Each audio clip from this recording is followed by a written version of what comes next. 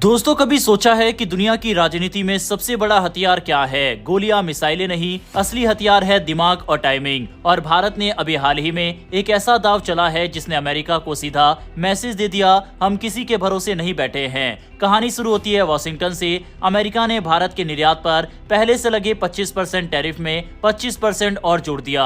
अब भारत से अमेरिका जाने वाला हर माल 50% महंगा हो गया। सुनकर ही लगता है बड़ा झटका है, लेकिन असली ट्विस्ट यहीं आता है। अमेरिका का गुस्सा असल में रूस पर है, क्योंकि भारत धड़ाधड़ वहां से कच्चा तेल खरीद रहा है और अमेरिका की शर्तों वाली डील को मानने से साफ मना कर रहा है। आमतौर पर ऐसे हालात में देश झुक जाते हैं, लेकिन भारत ने क्या किया? सीधा अपना तेल अब अफ्रीका से उठाने की तैयारी कर ली। यहाँ एंट्री होती है नाइजीरिया की। पश्चिमी अफ्रीका का सबसे बड़ा देश, महाद्वीप का सबसे बड़ी अर्थव्यवस्था और भारत का पुराना तेल सप्लायर। कुछ साल पहले दोनों देशों के बीच 15 अरब डॉलर से ज्यादा का कारोबार होता था, जिसमें से कच्चा तेल सबसे बड़ा हिस्सा था। बाद में ये घटकर करीब 8 अरब डॉलर रह गया, लेकिन अब गेम फिर से पलटने वाला है। इंडियन ऑयल कॉरपोरेशन ने सितंबर 2025 की डिलीवरी के लिए नाइजीरिया के अकबामी क्रूड का 10 लाख बैरल पहले ही रिजर्व कर लिया है। अब जरा सोचो, ये सिर्फ एक तेल की डील नहीं है, ये सीधा एक मैसेज है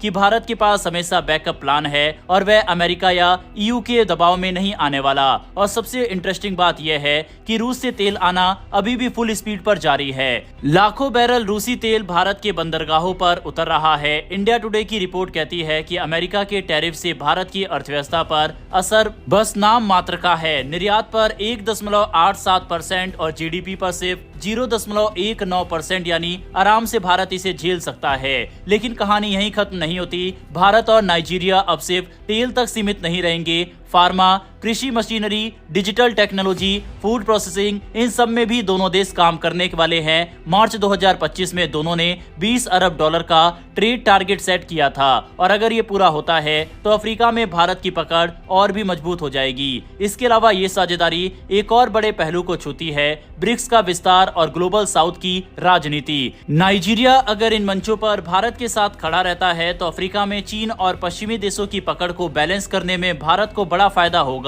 यानी ये सिर्फ एनर्जी डील नहीं, बल्कि भू राजनीति का सबसे मजबूत मोहरा है। याद रखिए, कूटनीति में हर चाल का असर तुरंत नहीं दिखता, लेकिन जब नतीजे आते हैं तो तस्वीर पूरी तरह बदल जाती है। अफ्रीका के साथ भारत का ये जुड़ाव आने वाले सालों में न सिर्फ तेल की कीमतों में स्थिरता देगा, बल्कि नई मार्केट्स और निवेश के दरवाजे भी खोलेगा। आपको बता दें कि जिस तरह से अमेरिका के द्वारा लगातार भारत के ऊपर टैरिफ लगाया जा रहा है, ऐसे में जो भारतीय एक्सपोर्टर्स हैं उनका भी काफी नुकसान होने वाला है। और यही कारण है कि भारत अलग अलग मार्केट को भी एक्सप्लोर कर रहा है, जिससे अपने सामान को दूसरे देशों में भेजा जा सके। यानी कि साफ है कि भारत ने जो बैकअप प्लान तैयार किया था, अब उसे एक्टिव कर लिया गया है। दूसरी तरफ अमेरिका के अंदर से अब भारत से ये रिक्वेस्ट की जा रही है कि पुतिन को मनाए और यूक्रेन युद्ध रुकवाए। आप स्क्रीन पर बकायदा आर्टिकल देख सकते हैं। अमेरिकी सीनेटर लिंडसे ग्राहम ने भारत से अपील की है कि वह अपनी प्रभावशाली स्थिति का इस्तेमाल कर राष्ट्रपति डोनाल्ड ट्रंप को यूक्रेन युद्ध खत्म करने में मदद करे।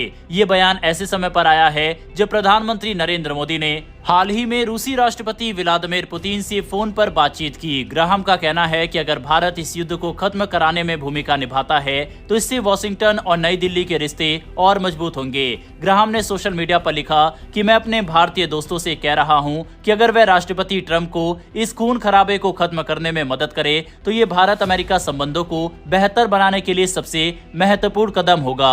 उन्होंने ये भी कहा है कि भारत रूस से सस्ती कीमत पर तेल खरीदने वाला दूसरा सबसे बड़ा देश है और ये तेल पुतिन की वॉर मशीन को ईंधन देता है। सीनेटर ग्राहम को उम्मीद है कि मोदी ने अपनी हालिया फोन कॉल में पुतिन को स्पष्ट संदेश दिया होगा कि यूक्रेन युद्ध को न्यायपूर्ण, सम्मानजनक और स्थायी तरीके से खत्म करने की जरूरत है। उनका मानना है कि भारत इस मामले में बड़ा असर डाल सकता है और उसे इसे समझदारी से इस्तेमाल करना चाहिए। बहरहाल बढ़ते हमारी दूसरी खबर की तरफ, जो कि इजराइल से आ रही है। इजराइल और भारत के रिश्ते पिछले कुछ सालों में लगातार मजबूत होते गए हैं और अब इसमें एक नया आयाम जुड़ने वाला है। इजराइल के प्रधानमंत्री बेंजामिन नेतन्याहू ने गुरुवार को साफ कहा कि वह जल्द ही भारत आना चाहते हैं। ये बयान उन्होंने यरूशलेम में भारत के राजदूत जेपी सिंह से मुलाकात के बाद दिया, जहां दोनों नेताओं के बीच सुरक्षा और आर्थिक सहयोग को और बढ़ाने पर चर्चा हुई। नेतन्याहू का कहना है कि भारत और इजरायल की साझेदारी लगातार गहरी हो रही है और आने वाला समय इसमें नए अवसर लेकर आएगा। नेतन्याहू ने न सिर्फ भारत इजरायल रिश्तों पर बल्कि भारत अमेरिका संबंधों पर भी अपनी राय रखी। उन्होंने भारत के अमेरिकी राष्ट्रपति डोनाल्ड ट्रंप के साथ चल रहे टैरिफ विवाद में भारत के रुख का समर्थन किया और कहा कि वॉशिंगटन में एक बुनियादी समझ है और भारत एक भरोसेमंद और मजबूत साझेदार है। उनके मुताबिक भारत आज एशिया में एक ऐसा देश बन चुका है जो सबसे अलग नजर आता है। उन्होंने उम्मीद जताई है कि भारत और अमेरिका जैसे दो बेहतरीन दोस्त जिनके बीच इतने सारे साझा हित है, अपने मतभेदों का समाधान निकाल लेंगे। बात सिर्फ कूटनीति तक सीमित नहीं रही। नेतन्याहू ने भारत और इजरायल के रक्षा सहयोग को भी रेखांकित किया। उन्होंने ऑपरेशन सिंदूर के दौरान इस्तेमाल हुए इजरायली उपकरणों का जिक्र किया, जिन्हें बैटल प्रूवन यानी युद्ध में परखा हुआ और बेहद कारगर बताया। उन्होंने कहा कि ये साबित करता है कि इजरायल के रक्षा निर्यात कितने भरोसेमंद और प्रभावी है। ये संकेत भी साफ था कि आने वाले समय में दोनों देशों के बीच रक्षा क्षेत्र में और बड़े सौदे हो सकते हैं।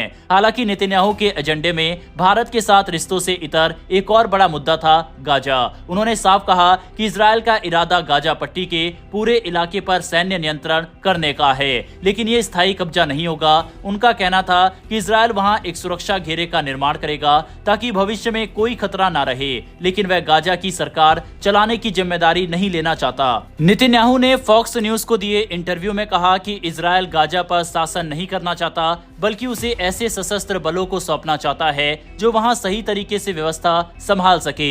ये बयान ऐसे समय आया है जब गाजा पर कब्जे को लेकर इजरायल और अमेरिका के बीच बातचीत तेज हो गई। 2 हफ्ते पहले कतर में चल रही वार्ता टूट गई थी जब अमेरिका और इजरायल ने अपनी टीमें वापस बुला ली। अमेरिकी दूत स्टीव विटकॉफ ने हमास पर गंभीरता से बातचीत न करने का आरोप लगाया, जबकि हमास का कहना था कि वह तभी बातचीत पर लौटेगा जब गाजा में पर्याप्त मानवीय सहायता पहुंच जाएगी। इस बीच मंगलवार को अमेरिकी राष्ट्रपति डोनाल्ड ट्रंप ने भी संकेत दिए हैं कि गाजा पर पूरा नियंत्रण लेना है या नहीं लेना, ये पूरी तरह इजरायल पर निर्भर है। उन्होंने कहा ये लगभग पूरी तरह इजरायल का फैसला है, जिससे नेतन्याहू को ये खुली छूट मिल गई है कि वह जैसा चाहे आगे बढ़े। इजरायली सेना का दावा है कि 22 महीने से जारी युद्ध के बाद वे पहले ही गाजा के करीब 75% हिस्से पर नियंत्रण कर चुके हैं। बाकी इलाकों में प्रवेश कर वहां हमास के ठिकानों को खत्म करने की योजना है।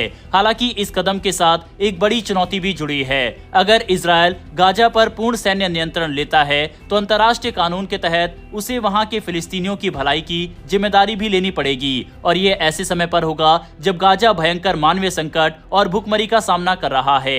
हालांकि जिस तरह से इजरायल युद्ध में फंसा हुआ है, ऐसे में क्या भारत इजरायली प्रधानमंत्री को इनवाइट करता है या फिर नहीं, ये देखना इंटरेस्टिंग रहेगा, क्योंकि भारत के अंदर भी और पॉलिटिकल पार्टी में भी इजरायली विरोधी लोगों की कमी नहीं है। ऐसे में ये देखना इंटरेस्टिंग रहेगा कि क्या नेतन्याहू भारत के दौरा करते हैं या फिर नहीं। वैसे क्या भारत को इनविटेशन भेजना चाहिए या फिर नहीं, इस पर अपनी राय कमेंट बॉक्स में लिखकर बताइएगा। वहीं अगर आपको डिफेंस, वर्ल्ड अफेयर्स और फॉरेन पॉलिसी से जुड़े टॉपिक में इंटरेस्ट है तो नीचे दिए गए सब्सक्राइब बटन को प्रेस कर बेल आइकन को जरूर दबा ले, जिससे हमारी डेली ऐसी वीडियो आप तक सबसे पहले पहुंच सके। फिर मिलेंगे ऐसी एक नई वीडियो के साथ। धन्यवाद। जय हिंद, जय भारत।